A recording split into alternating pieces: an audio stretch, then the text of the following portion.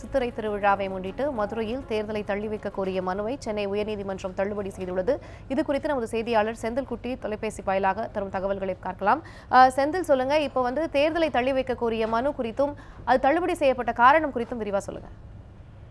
சித்திரை திருவிழாவானது மதுரையில் நடைபெற இருக்கிறது. அதே நாளில் வாக்குப்பதிவும் நாளும் அதே நாளில் இருக்கிறது என்பதால் அந்த தேதியை மாற்றி அறிவிக்க வேண்டும். அது மட்டுமல்லாமல் பெரிய வியாழன் கிறிஸ்துவர்கள் கொண்டாடக்கூடிய புனித வெள்ளிக்கு முந்தைய நாளான பெரிய வியாழன் பண்டிகையும் அன்று அதே தினத்தில் கொண்டாடப்படுகிறது.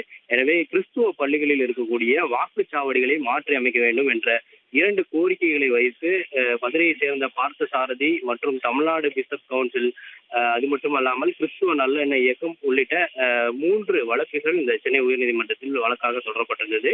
இந்த வழக்குகளை ஏற்கனவே விசாரித்து நேற்று இந்த வழக்கில் தேர்தல் ஆணைய தரப்பில் விளக்கங்களும் கேட்கப்பட்டது. அப்போது மதுரையை பொறுத்தவரை சித்திரை திருவிழா இருப்பதன் காரணமாக ஏற்கனவே 2 மணி நேரம் கூடுதலாக வாக்குப்பதிவு செய்வதற்கான ஏற்பாடுகளை செய்திருப்பதாகவும் தெரிவிக்கப்பட்டது. அது மட்டுமல்லாமல் இந்த கிறிஸ்துவ பள்ளிகளில் இருக்கக்கூடிய வாக்குச்சாவடிகளை மாற்றியமைப்பது தொடர்பாகவும் கருத்துக்கள் கேட்கப்பட்டது.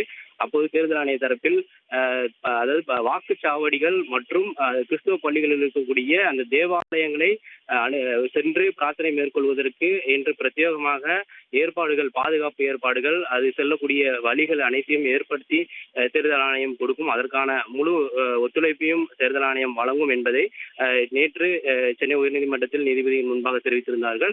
இந்த தேர்தல் ஆணையத்தின் கருத்துக்களை முழுமையாக பெற்ற நீதிபதிகள் இன்று இந்த வழக்கில் தீர்ப்பை வழங்கி ஏற்கனவே சொன்ன தேர்தல் ஆணையத்தின் முக்கியமான விளக்கங்கள் அனைத்தும் பட்டது. எனவே இந்த வழக்கு மனுக்கள் தள்ளுபடி செய்வதாக இன்று சென்னை உயர்நீதிமன்றம் தீர்ப்பு வழங்கியுள்ளது.